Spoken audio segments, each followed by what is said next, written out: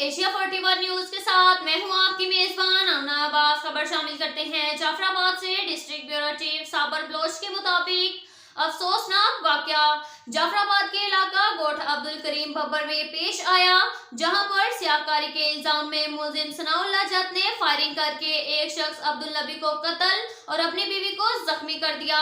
वाकये के बाद मुलजिम मौका से फरार हो गया। इत्तला मिलने पर हुदूद की पुलिस ने जाए वकुआ पर पहुंचकर लाश और जख्मी खातून को अपनी तहवील में लेकर सिविल अस्पताल डेरा अल्लाह यार्ड मुंतकिल कर दिया, जहां पर जरूरी कार्रवाई के बाद लाश को वुरसा के हवाले कर दिया गया, जबकि जख्मी खातून को तिब्बी इमदाद फराहम की जा रही है। वाक़े से मुतल्लिक मजीद तफ्तीश मुकामी पुलिस कर रही है। अब तक के लिए इतना ही काफी है। मिलते हैं अगले बुलेटिन में, हमारे साथ रहिएगा। अल्लाह।